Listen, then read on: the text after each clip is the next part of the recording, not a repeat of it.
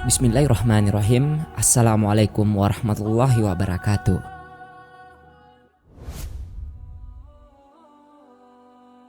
Bersyukur atau syukur banyak disebutkan dalam Al-Quran.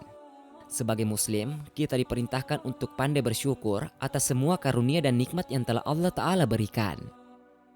Perintah bersyukur ini Allah cantumkan dalam Al-Quran. Begitu juga Rasulullah Sallallahu Alaihi Wasallam pernah bersabda bahwa orang yang paling bersyukur ialah manusia yang paling qanah atau menerima pemberian Allah dalam kehidupannya. Sedangkan manusia yang paling kupur adalah manusia yang rakus dan juga tamak. Karena orang yang rakus itu tak pernah menikmati yang sudah ia terima. Tapi ia masih terus berangan-angan terhadap apa yang belum ia miliki. Ibnul Qayyim dalam kitab Madarijus Shalikin mengatakan, syukur adalah menunjukkan adanya nikmat Allah pada dirinya dengan melalui lisan, yaitu berupa pujian dan mengucapkan kesadaran diri bahwa ia telah diberi nikmat. Dengan melalui hati berupa persaksian dan kecintaan kepada Allah, melalui anggota badan berupa kepatuhan dan ketaatan kepada Allah. Allah Subhanahu wa Ta'ala menjanjikan banyak ganjaran bagi mereka yang senantiasa bersyukur. Di antaranya yang pertama, ditambahkan nikmatnya.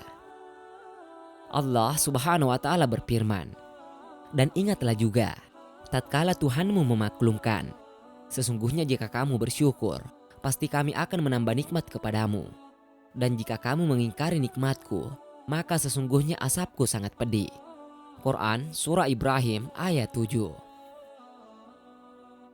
Di samping itu, nikmat Allah bukan hanya seputar harta dan juga penampilan, namun juga dapat berupa dihindari dari mara bahaya, penyakit fisik maupun psikis, mendapat perlindungan dari gangguan manusia, jin, serta binatang. Bahkan juga termasuk perlindungan dari kekufuran, kemusyrikan, dan bid'ah. Kemudian yang kedua, dilipat gandakan pahalanya. Bukan cuma nikmatnya, Allah juga akan menambahkan pahala orang-orang yang senantiasa bersyukur dengan kondisi yang mereka alami.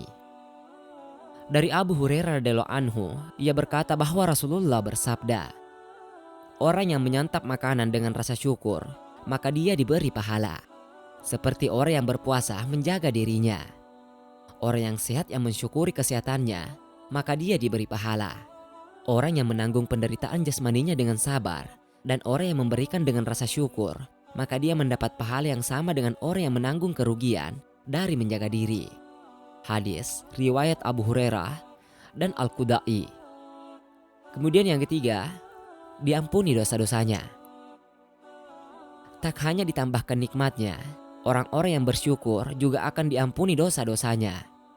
Rasulullah Sallallahu Alaihi Wasallam bersabda, Allah Subhanahu wa Ta'ala tidak memberi suatu nikmat kepada seorang hamba, kemudian ia mengucapkan Alhamdulillah, kecuali Allah menilai ia telah mensyukuri nikmat itu.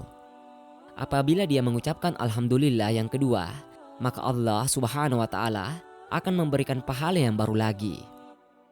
Apabila dia mengucapkan Alhamdulillah untuk yang ketiga kalinya, maka Allah Subhanahu wa Ta'ala mengampuni dosa-dosanya. Hadis riwayat Hakim dan Baihaqi.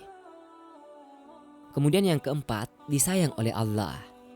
Rasulullah bersabda, jika engkau tidak mampu membalasnya, maka doakan dia hingga engkau merasa bahwa engkau telah mensyukuri kebaikan tersebut.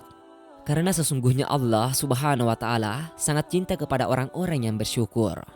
Hadis riwayat Abu Daud. Sebenarnya musibah tidak akan pernah muncul ketika seseorang selalu merasa bersyukur. Karena apapun yang diterimanya, dia akan merasa bahwa itu adalah yang terbaik baginya.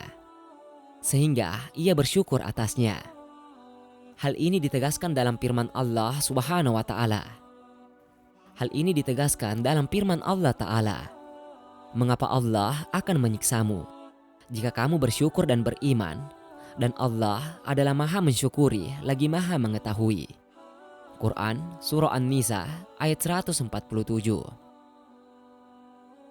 Allah tidak akan menyiksa dan menimpakan musibah jika kita bersyukur dan beriman. Oleh karena itu, selalu ingatlah kepada Allah dan bersyukurlah. Janganlah kufur nikmat, dan demikian seperti firman-Nya berikut ini. Karena itu, ingatlah kamu kepadaku, niscaya aku ingat pula kepadamu. Dan bersyukurlah kepadaku, dan janganlah kamu mengingkari nikmatku. Quran Surah Al-Baqarah ayat 152. Ketika kita mengingat-ingat nikmat Allah, sebenarnya nikmat tersebut tak terhingga jumlahnya. Dan jika kamu menghitung-hitung nikmat Allah, niscaya kamu tidak dapat menentukan jumlahnya. Sesungguhnya Allah benar-benar Maha Pengampun lagi Maha Penyayang. Quran Surah An-Nahl ayat 18.